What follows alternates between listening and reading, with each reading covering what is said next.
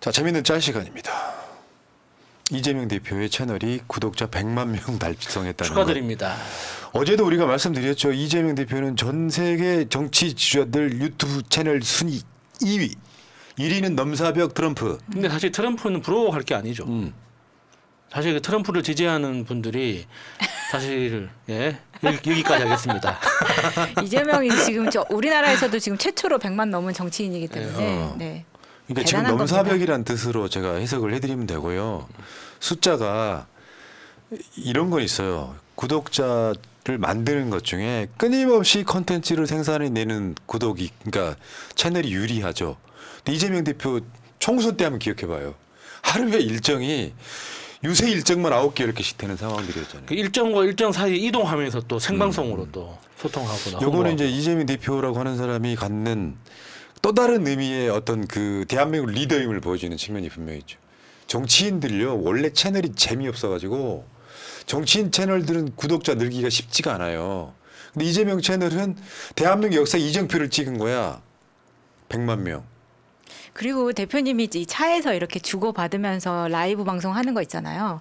한동훈이도 한번 따라했더라고요. 아 그래요? 그 맛이 안 나. 그래?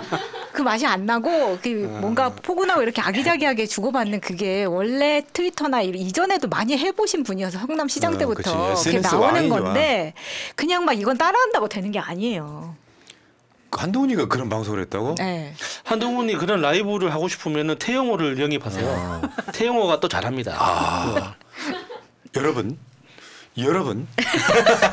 저희가 씨가 그러다가 시간이 다가 컨텐츠가 있어야지 하는 거지 왜 소고기를 먹고 삼겹살이라고 하지 않겠습니다. 이재명 대표가 뭐 보고 있는 거 보셨어요? 어떤 주제에 대해서 이야기할 때 머릿속이 체화되어 있는 건데 어쨌든 이재명 대표의 구독 100만 명 축하드리고요. 본의 아니게 앞서거니 뒤서거니 했던 새날 입장에서는 내가 어제도 말씀드렸죠. 빨리 100만 보내드리자고. 그렇죠. 그러니까 이재명 대표를 정말로 사랑하시는 분들 입장에선 경쟁자로 보는 거예요. 빨리 가시라고. 100만 만들어 드리는 거지. 이제 여러분들이 이제 새날 구독하실 타임인데 뭐 지금 보고 계시는 분들 중에 새날 구독 안 하신 분들은 없을 거예요. 믿으면서 새날도 어차피 다음 주 정도 말이면은 100만 갑니다. 너무 이렇게 애써 막 애타하지 마시고. 우린 가지 맙시다. 나 이걸 저 즐기고 경향으로서. 싶어. 경향으로. 즐기고 싶어. 하지 마. 네. 자 다음 조명현이라고 배모 비서 밑에 있던 자예요. 그 장해찬한테 막 끌려다니고 그러던데. 얘가 지금 선거 끝났는데 선거 때 이야기를 한 거예요. 국민의힘이요 유세 예의를 불렀다는 거죠. 근데 진짜 나를 잘못 시킨 배달 음식 취급하더라. 저렇게 주제 파악을 잘하고 있는지 몰랐어. 아니죠. 야 이 사람아 배달 음식은 먹을 수나 있지. 그러니까 먹지도 못하는 걸. 비가 오는데 밖에 4시간 세워두는 경우도 있었대요. 야 이게 바로 국민의 힘입니다. 뭐냐면요. 이제 알았나? 이게 또 잘 모르시는 분들이 위해 또 설명을 또 해야 돼. 지금 김혜경 여사가 받고 있는 재판은 7만 8천 원 국회의원 부인들 밥값을 대신 내줬다는 재판이야. 이 상황이고 얘가 자기 바로 위에 있던 배모가 법인카드를 어마어마하게 쓰더라. 근데 얘도 김혜경 여사랑 관련이 있다는 이야기는 못하고 있어. 다만 배모를 김혜경 여사가 시켰다라는 뉘앙스로 주장을 하고 있는 거예요. 근데 이재명, 김혜경 부부를 보면 법인카드 그렇게 썼을 사람들 아니에요. 이명박 박근혜 정권 지나면서 이런 걸로 책 잡히고 싶지 않았을 거예요. 내가 계속 주장을 하고 있잖아. 배모가 자기 개인 카드로 물건을 산 뒤에 잘 보이려고 뭔가 아부했을 수는 있는데 그중은 나중에 법인카드로 바꿔치기를 하잖아요. 그 정황이 예전에 대선 때 KBS가 보도했던 게 나와. 소고기를 샀는데 개인카드로 사. 그리고 가격표를 샀대. 그리고 이재명 대표 댁에다가 그걸 넣어줘. 그때 우리는 그걸 깨달았어야 된다고. 아 배모가 자기가 산 것처럼 해서 잘 보이려고 그 짓을 했고 나중에 자기가 손해보기 싫으니까 법인카드로 바꿔치기 했구나라고 느끼는 사건. 그 밑에 있던 이 조명현이가 알려진 바에 따르면 배모 씨랑도 굉장히 특수관계였다고 이야기를 하더라고요. 어떤 특수관계인지 말씀드리지 않을게요. 근데 얘가 지금 재판을 받을 때 김혜경 여사를 퇴장시켜달라고 요구를 했다는 거예요. 조사고 변호사. SNS 한번 보여주세요. 신변 보호 요청하며 비밀 보장 요구하면서 후원은 받아야겠다고 실명 계좌 공개하고 폭언에 가까운 증언과 끝도 없는 언플 그리고 공천 신청까지 온갖 미디어 노출은 즐기면서 내 증언으로 위협 느끼니 피고인 김혜경 여사는 재판정에서 내보내달라? 정체가 뭐냐? 그러니까 얘가 비례대표 신청했잖아. 네. 되지는 않았지만. 그것도 웃깁니다. 그러니까 본인은 국민의힘에서 어느 정도 본인의 가치가 있을 거라고 생각했을지 모르겠지만 국민의힘조차도 그렇게 생각하지 않는다는 거예요. 그러니까 저는 저 사람의 어떤 정무적 판단 능력이나 사리 분별 능력이 굉장히 의심스러운 거예요. 비례대표 공천도 다 끝났고 후보 다 확정됐는데 장해찬을 왜 따라다닙니까? 그게 자기한테 무슨 도움이 될 거라고. 그러니까 정치적인 방패를 만들고 싶었던 거지. 이렇게 주장해가지고 국민의힘 사람들한테 이용이 진짜로 진심이라면요. 공익 제보자라면 국민의힘한테 끌려다닐 게 아니라 진실로 그게 사실이 맞은지를 증명하는 역할을 해야 돼요.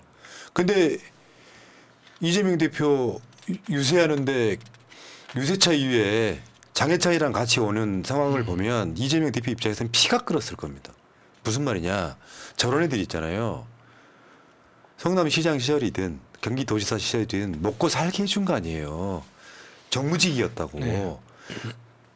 난 사람이 그런 거라고 생각해요.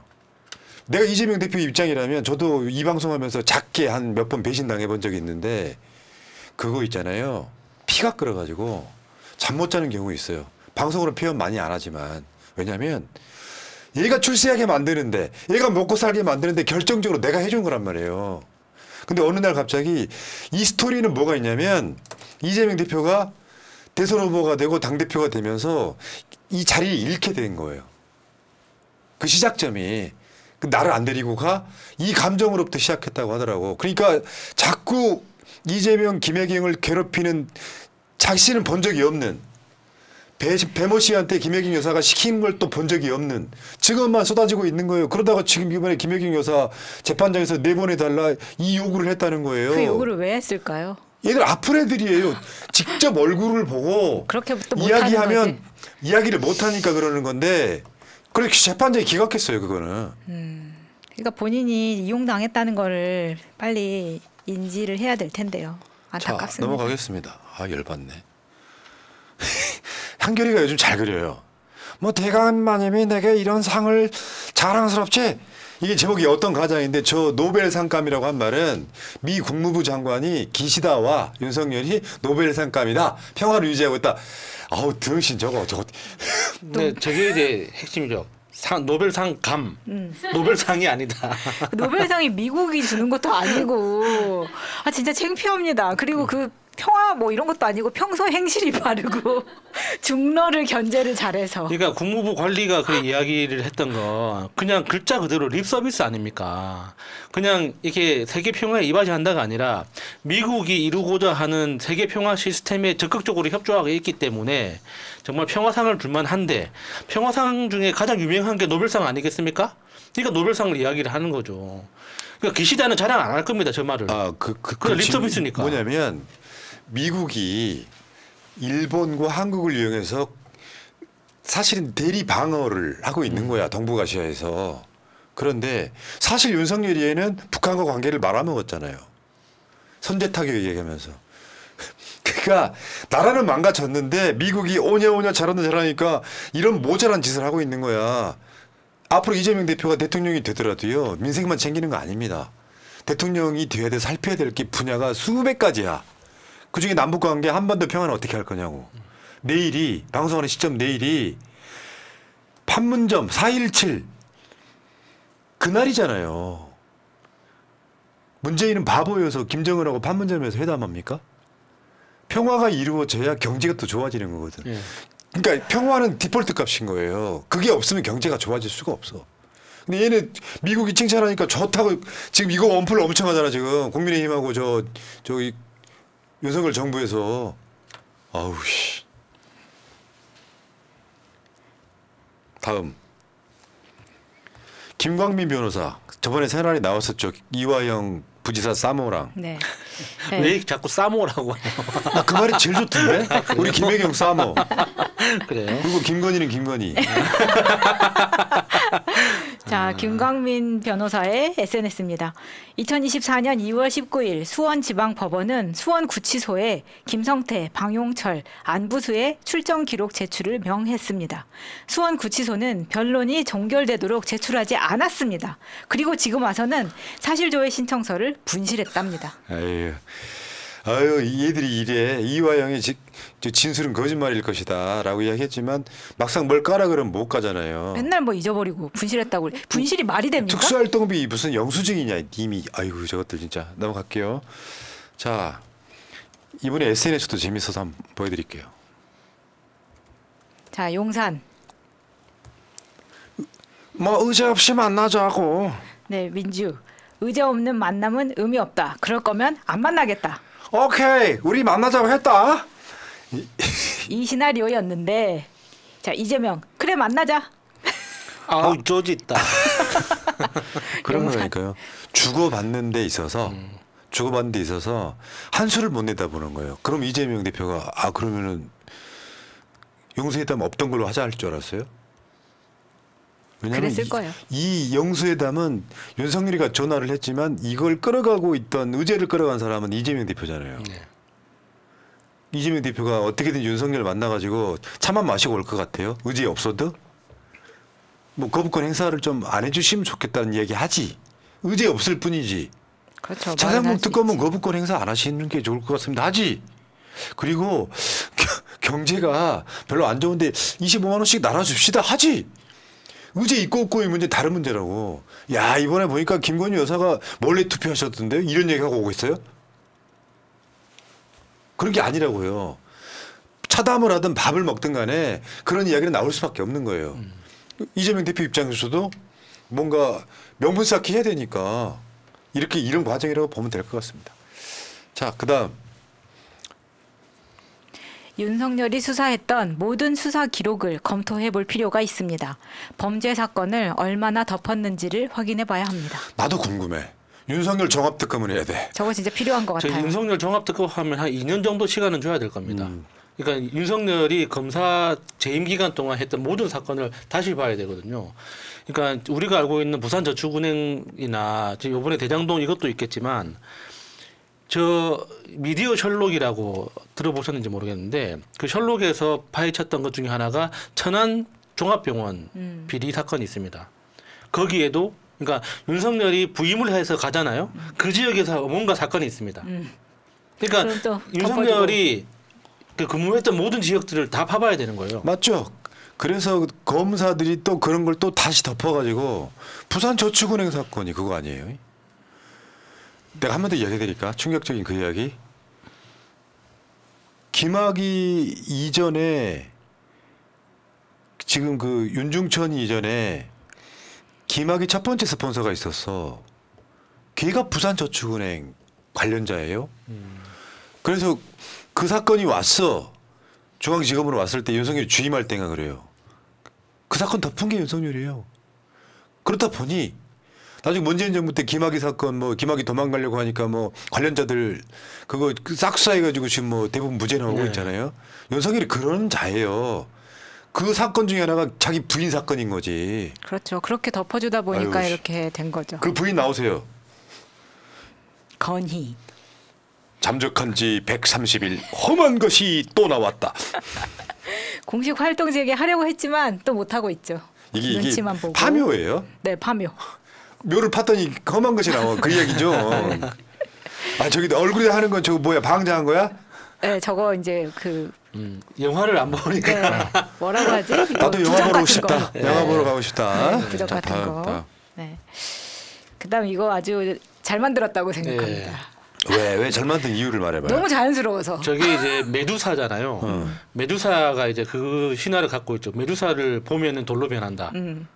그러니까 주변에는 다 돌머리들밖에 없다. 왜 내 주위엔 돌머리들 뿐일까? 아, 네. 이제 했어 우리 개방이 천재. 다음 개방이 특집.